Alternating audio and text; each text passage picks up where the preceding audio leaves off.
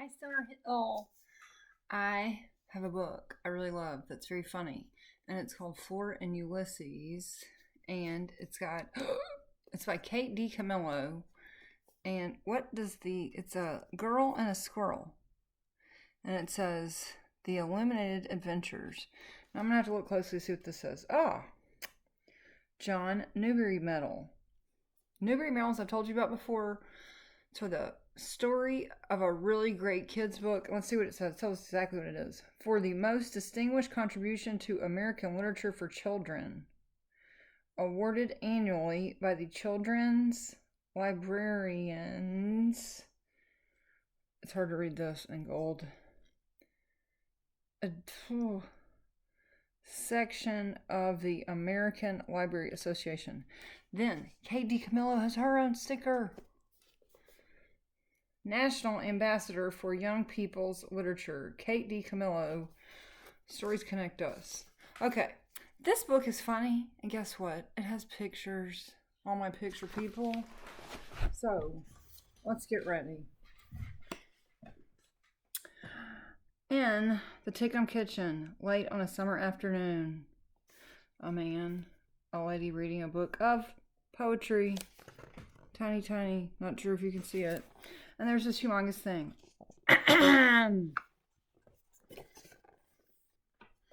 Okay. Trying to get it where you can see it.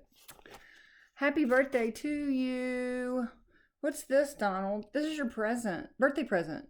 It's a Ulysses Super Suction Multi-Terrain 2000X. Happy birthday. It's a vacuum cleaner. It's a Ulysses 2000X. Yep. It's the crown jewel of vacuums. It features an extra long cord so that absolutely no mess, no dirt is ever out of your reach. It's indoor, outdoor. It goes everywhere. It does everything. Goody. You have to try it out. Turn it on. For heaven's sake, Donald. Please. Next page. Let's see what happens. Okay. She turns it on, knocks something over. I think it looks like it's about to explode. Not sure. She sucks his pants off. Whoa! Hey now. It's sucking up papers and stuff. This doesn't look good. Okay, now what happens? What in the world, Donald? It's multi-terrain. You should try it outside, and it sucks her outside. And that's how it all began with a vacuum cleaner, really. I know you can't believe it. So I'm just going to read to you until a picture comes up, so you got to listen. This is a funny book. Chapter 1. A natural-born cynic. A cynic is somebody who doesn't believe things are told. Flora Bell Buckman was in her room at her desk. She was very busy. She was doing two things at once. She was ignoring her mother, and she was also reading a comic book entitled The Illuminated Adventures of the Amazing Incandesto. Flora, her mother shouted. What are you doing up there? I'm reading, Flora shouted back. Remember the contract, her mother shouted. Do not forget the contract.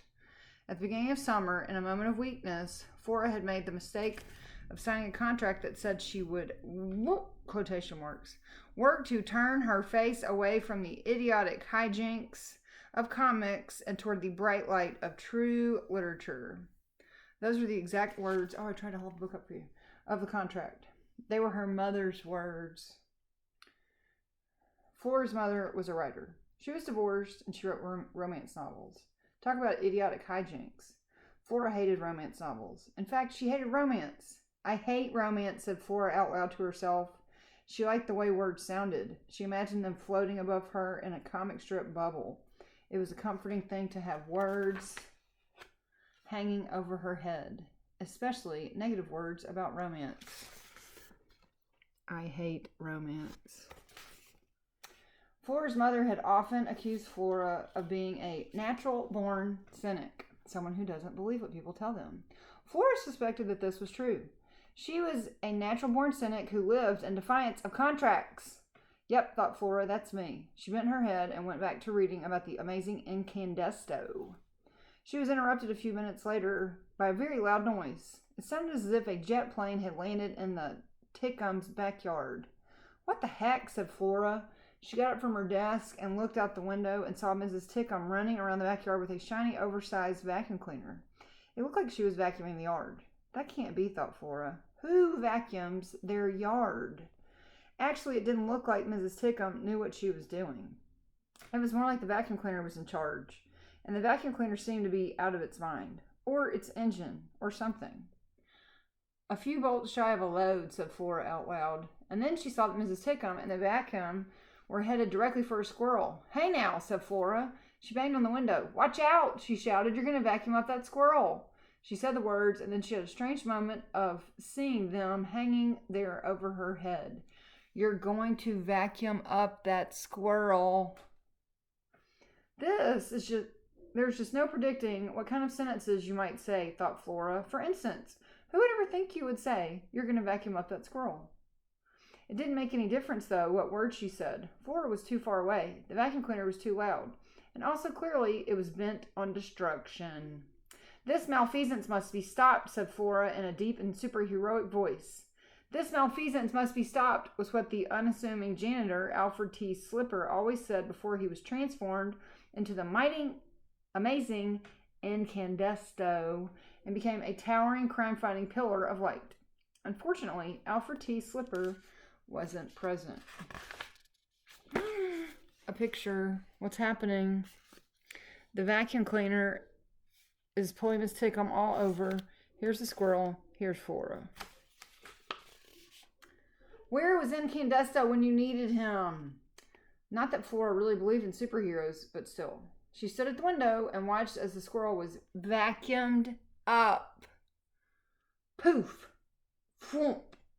Holy bagoomba, said Flora. Chapter 2, The Mind of a Squirrel. Not much goes on in the mind of a squirrel. Huge portions of what is loosely termed the squirrel brain are given over to one thought, food. The average squirrel cogitation goes something like this. I wonder what there is to eat. This thought is then repeated with small variations. Where's the food? Man, I sure am hungry. Is that a piece of food? And are there more pieces of food? Some 6,000 or 7,000 times a day. All of this is to say that when the squirrel in the Tickum's backyard got swallowed up by the Ulysses 2000X, there weren't a lot of terribly profound thoughts going through his head. As the vacuum cleaner roared toward him, he did not, for instance, think, here at last is my fate come to meet me. He did not think, oh, please give me one more chance and I will be good. What he thought was, man, I sure am hungry. And then there was a terrible roar and he was sucked right off his feet. At that point, there were no thoughts in his squirrel head, not even thoughts of food. Chapter 3, The Death of a Squirrel. Seemingly swallowing a squirrel was a bit much even for the powerful and indomitable indoor-outdoor Ulysses 2000X. Mrs. Tickum's birthday machine let out an uncertain roar and stuttered to a stop. Mrs. Tickum bent over and looked down at the vacuum cleaner. There was a tail sticking out of it. For heaven's sake, said Mrs. Tickum, what's next? She dropped to her knees and gave the tail a tentative tug. She stood. She looked around the yard. Yep, she said, I think I've killed a squirrel. Chapter 4. A surprisingly helpful cynic. Do we know who that is? Flora. Flora ran from her room. She ran down the stairs. As she ran, she thought, for a cynic, I am a surprisingly helpful person. She went out the back door. Her mother called to her. She said, where are you going, Florabelle? Flora did not answer her. She never answered her mother when she called her Florabelle. Sometimes she didn't answer her mother when she called her Flora either. Flora ran through the tall grass and cleared the fence between her yard and the Tickums in a single bound. Move out of the way, said Flora. She gave Mrs. Tickum a shove and grabbed hold of the vacuum cleaner. It was heavy. She picked it up and shook it. Nothing happened. She shook harder. The squirrel dropped out of the vacuum cleaner and landed with a plop on the grass. He didn't look that great. He was missing a lot of fur. Vacuumed off, Flora assumed. His eyelids fluttered, his chest rose and fell and rose again. And then it stopped moving altogether. Flora knelt. She put a finger on the squirrel's chest. Dun, dun, dun. At the back of each issue of the Illuminated Adventures of the Amazing Incandesto, there was a series of bonus comics. One of Flora's very favorite bonus comics was entitled Terrible things can happen to you. As a cynic, Flora found it wise to be prepared. Who knew what horrible, unpredictable thing would happen next? Terrible things can happen to you detailed what action to take if you inadvertently consumed plastic fruit. This happened more often than you would suppose. Some plastic fruit was extremely realistic looking. How to perform the Heimlich maneuver on your elderly Aunt Edith if she choked on a stringy piece of steak at an all-you-can-eat buffet.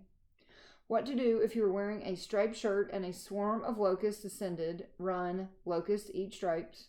And, of course, how to administer everyone's favorite life-saving technique, CPR. Terrible things can happen to you. Did not, however, detail exactly how someone was supposed to give CPR to a squirrel. I'll figure it out, said Flora. What will you figure out, said Mrs. Tickum. Flora didn't answer her. Instead, she bent down and put her mouth on the squirrel's mouth. It tasted funny. If she were forced to describe it, she would say it tasted exactly like squirrel. Fuzzy, damp, slightly nutty. Have you lost your mind, said Mrs. Tickum. Flora ignored her. She breathed into the squirrel's mouth. She pushed down on his small chest. She started to count. Chapter 5. The squirrel obliges. That means he helps. Something strange had happened to the squirrel's brain.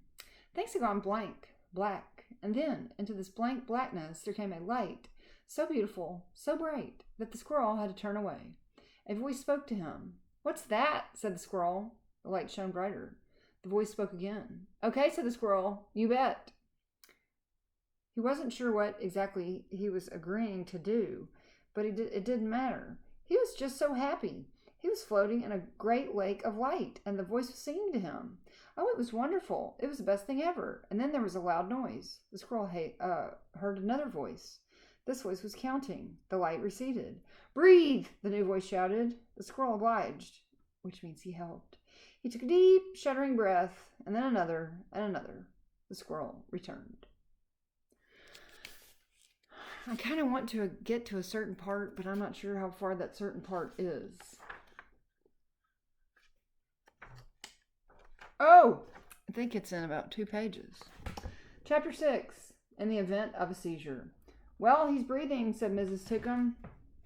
Yes, said Flora, he is. She felt a swell of pride.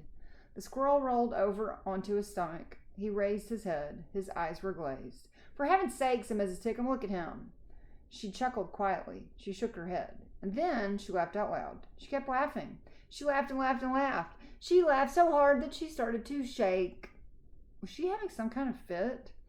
Flora tried to remember what terrible things can happen to you, advised in the event of a seizure. It had something to do with moving the tongue out of the way or stabilizing it with a stick or something. Flora had saved the squirrel's life. She didn't see any reason she couldn't save Miss Tickum's tongue. The sun sank a little lower in the sky. Mrs. Tickum continued to laugh hysterically, and Flora Buckman started looking around the Tickum's backyard for a stick. Okay, I'm about to have a comic. Get ready. Chapter 7, The Soul of a Squirrel. The squirrel was a little unsteady on his feet. His brain felt larger, roomier. It was as if several doors in the dark room of his self, doors he hadn't even known existed, had suddenly been flung wide. Everything was shot through with meaning, purpose, light.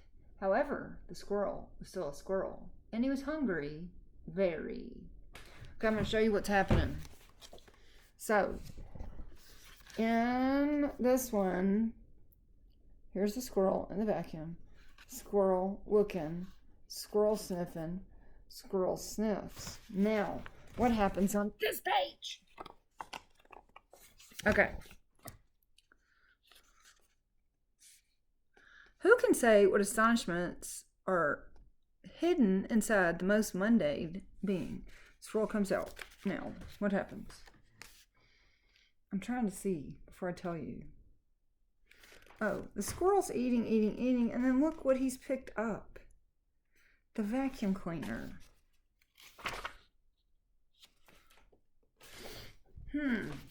I'll give you a tiny bit more.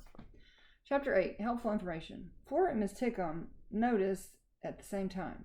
The squirrel, said Flora. The vacuum cleaner, said Mrs. Tickum. Together they stared at the Ulysses 2000X and at the squirrel, who was holding it over his head with one palm. It was what I told you.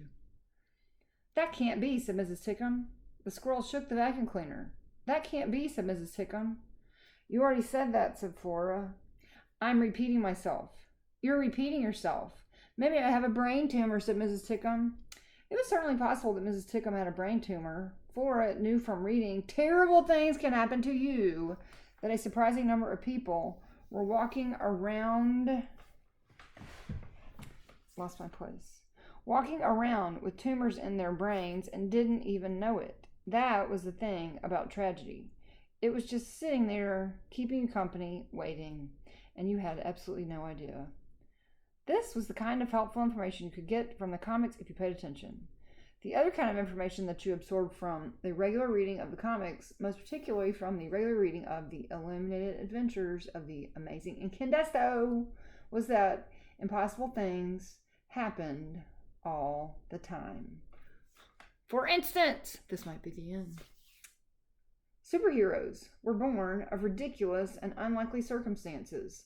Spider bites, chemical spills, planetary dislocation, and in the case of Alfred T. Slipper, from accidental submersion in the industrial-sized vat of cleaning solution called Incandesto, the cleaning professional's hard work friend.